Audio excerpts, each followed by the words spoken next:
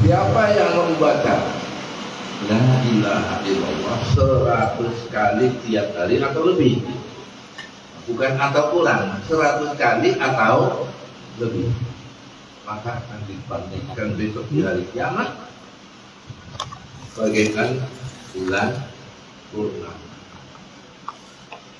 Jadi kalau pengen mendapatkan keistimewaan di hari kiamat nanti, dibangkitkan sebagai orang yang terbaik karena memiliki wajah yang seperti bulan purnama, dibacanya 100 kali atau lebih. Tapi sering kita membaca la ilaha illallah kurang dari ada yang 50, ada yang 33, tadi 33 kalau apa itu percuma, sia-sia? Enggak, berpahala tetap, karena la ilaha illallah itu afdhalul dzikri. La ilaha illallah itu miftahul jannah. Apalagi sampai 33 kali. Satu kali la ilaha illallah itu sudah berpahala. Namun kalau pengen, kalau nggak pengen nggak apa-apa. Kalau pengen mendapatkan keistimewaan besok di hari kiamat 100 kali atau lebih. Ini tentang tadi. Tapi ini yang tadi singkat, kemudian angka-angka itu dirubah, bukan hanya masalah tadi. Istighosa itu kan 10 kali 10 kali. Tapi sekarang panitia sering mengatakan masih penting kalau istighosa biasa 10 3 kali aja. Kita ambil berkahnya saja. Kalau mau ambil berkahnya yang sesuai dengan angka yang ada. Cuma yang istighosa ini memang tidak ada hadisnya. Maksud saya tidak ada hadis tentang angka-angka tadi. Tapi kalau la ilaha illallah itu hadis sahih. Nanti bisa diperiksa di kitab dia. Nah, kemudian yang juga ini sering terjadi di masyarakat, orang itu mengambil takbir lebih cepat daripada ucapannya. Biasanya diawali dengan ilahi ya Rabbi maulana subhanallah, atau ada juga yang karena memiliki dasar hadis misalkan Allahumma a'inna ala dzikra wa syukrika wa husni ibadatik. Ini kan kata begitu apa? Kalau sendiri Allahumma a'inni. Tapi kalau itu bersama Allahumma a'inna ala dzikra wa syukrika wa ma'rifatika.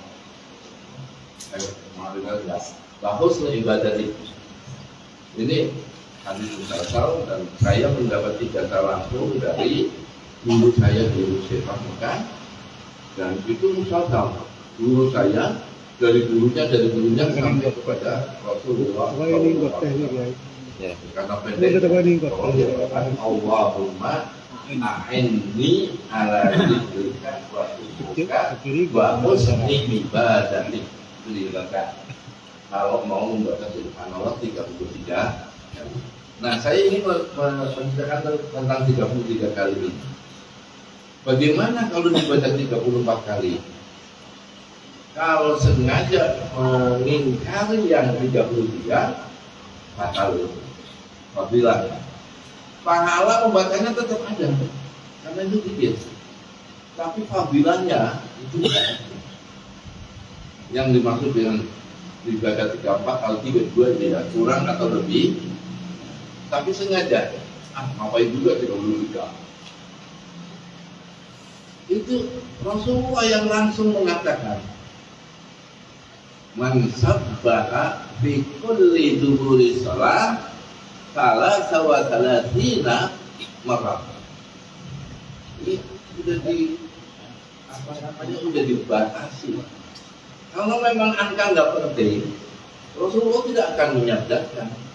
Udah yang penting dikira ini, tapi ini sampai disebutkan salasa wa salatina marrah. Itu hadis lengkapnya nanti. Summa Yaqra alhamdulillah salatin wa salatin tsumma yaqra Allahu akbar terus wa atamma bi qauli la ilaha illallah wa la syarika lah. Nah, jadi apa namanya? Allahu akbar wa alhamdulillah subhanahu wa ta'ala la ilaha illallah wa la syarika lah itu ya. Itu Nabi menyatakan ghafarallahu lahu dzunubahu walau ana mislu kabadil bahwa akan diampuni dosa oleh Allah walaupun sebanyak dosa di laut. Berarti dosa sebanyak apapun itu akan diampuni oleh Allah Subhanahu wa Ta'ala kalau habis sholat baca tadi. Angkanya yang harus 30. Kalau makmum khusnuzon, imamnya pasti 33 dapat fadilah. Tapi kalau imam sengaja tidak 33 karena narik takbirnya cepat, kalau jadi takbirnya selesai padahal yang diucapkan baru 21 kali, 22 kali. Itu tetap berpahala tapi tidak diampuni. Kenapa? Kamu nggak nurut, disuruh 33 tuh kurang dari 30. Ya itu logikanya cuma begitu. Jadi yang ingin saya katakan itu tadi. Nah, masalah angka 33 ini juga menjadi sumber fitnah dari pihak orang yang tidak senang. Padahal hadis sahih riwayat Muslim, tapi kalau orang nggak senang, dia dicari-cari, katanya begini, Nabi kan habis sholat nggak kayak gitu amat, diem aja kok. Padahal Nabi habis sholat diemnya itu, misalnya betul riwayat itu membaca Subhanallah. Tapi riwayat yang mengatakan diem dikalahkan oleh riwayat Ibnu Abbas yang menyatakan dulu saya waktu kecil main di sekitar masjid. Kemudian saya tahu bahwa sholat sudah selesai setelah ada suara zikir. Jadi dengan riwayat ini berarti zikir itu memang bersuara. Kan ini perdebatan lama ya. Cuma perdipunkan misalnya mereka mengatakan yang tidak senang bahwa diblek apa mendiblek kayak patung karena gimana ya. Nah yang satunya lagi foto sholat kan mengganggu orang yang sholat sunat atau orang yang baru datang kan. Nah, ini tentang zikir yang ingin saya sampaikan tentang 33 kali menimbulkan fitnah, antara lain fitnahnya begini. Mayoritas umat Islam Indonesia itu tidak beragama Islam, tapi beragama Daslam, Buddha, Islam atau Islam, Hindu, Islam. Kenapa? Karena mereka menggunakan tasbih. Coba lihat film Mandarin, kan pendekarnya pakai tasbih, gede-gede lagi. Film India kan juga begitu, pakai tasbih. Jadi tasbih itu menurut mereka pengaruh dari India dan Cina. Nah, orang Indonesia itu terpengaruh itu. Yang benar bagaimana? Nggak usah pakai itu. Bid'ah lah. Nah, kalau kita lihat apa ya sejarah adanya tasbih, kan zaman Nabi itu orang karena sangat memperhatikan angka. Kalau sholat itu bawa batu 33 di kantongnya itu. Kalau Nabi nggak pakai batu, pakainya ini. Panawat. Kalau sudah 5 berarti 15 kan. Nah, 2 kali 30 juga ditambah 3. Tapi pakai ini. Makanya kalau sunnah Nabi dia pakai ini.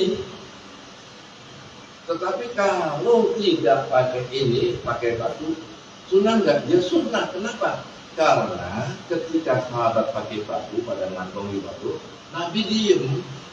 Kalau Nabi diem berarti setuju, ya apa berarti? Nah, setelah itu bisa terjadi atau ada dugaan. Ini jangan-jangan sahabat itu liriknya kurang ya. Kenapa? Batu yang dikantongin katanya juga tiga itu ada yang jatuh nggak terasa. Padahal kan apa namanya tadi saya mengatakan prinsip angka itu kalau sudah disebut oleh Nabi berarti harus diikuti. Ya udahlah batunya dironke.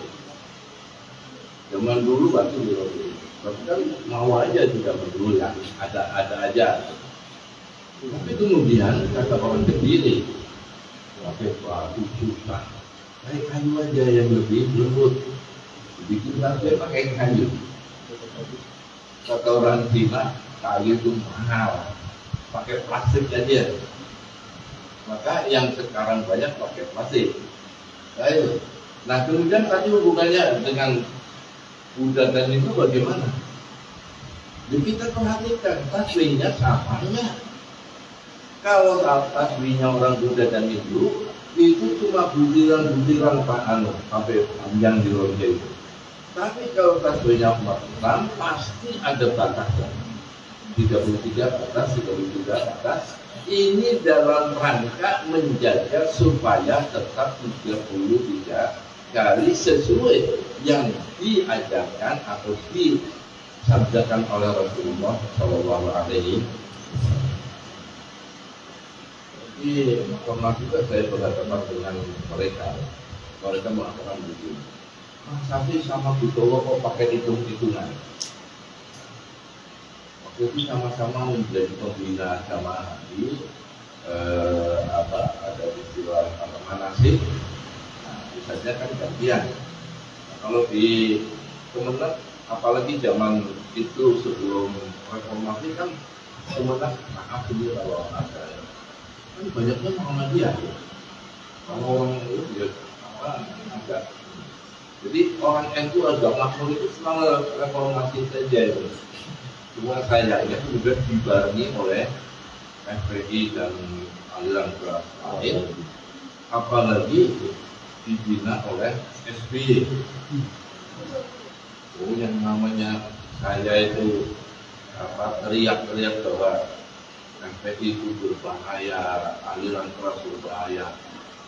Sampai saya ke yang Intel itu begitu Pak. Atasan kita itu membiarkan. Ternyata memang Pak SBY bersahabat dengan mereka dalam rangka supaya pemilihan presiden berikutnya terpilih yang tahun 2009. Hadirin rahimahullah, jadi tentang angka. Nah kemudian tadi tentang kita mengatakan tahlil, ngomong kejahatan kalau adanya tahlil. Saya tidak kecewa dengan batalnya mujahadah. Kenapa? Yang sudah biasa baca kitab apa itu? Yang Iskandariyah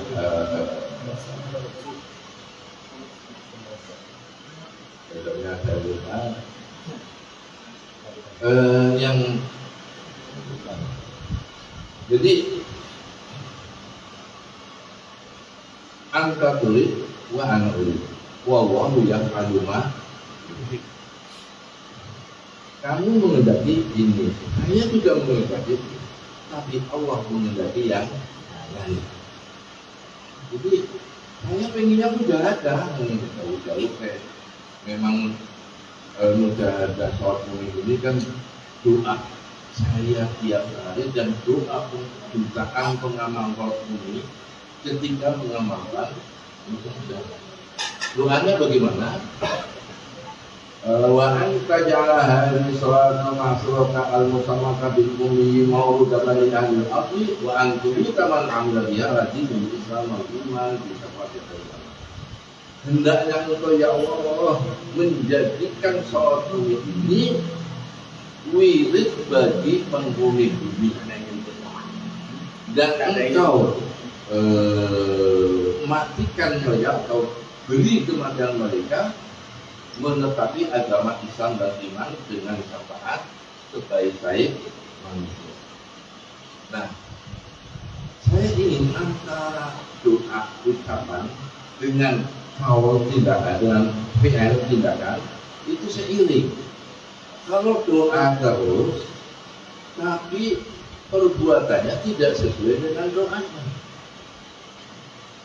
ya contohnya mungkin saya nggak pengen untuk orang yang bikin si ibu yang di sana itu berdoa ya Allah jadikanlah saya orang kaya ya Allah, tapi nggak pernah cari duit. Antara ucapan dengan tindakan tidak. Nah, jadi kenapa saya jauh-jauh sampai ke iman ini? Ya karena saya berdoa itu maka ingin menyelaraskan antara doa dan tindakan. Dan bukan hanya pilihan kok. Ini coba dari mana ke Aceh. Aceh itu termasuk yang sudah lama saya idamkan pengen ke sana, tapi ya baru ini insya Allah mudah-mudahan tercapai. Hadirin rahimahullah. Nanti masalah waktunya kalau nyandak waktunya ya saya jelaskan. Kenapa harus ini? Nah, ini pengen masih menanggapi tadi yang singkat ya. Yang kedua kemudian yang ingin lebih mampu.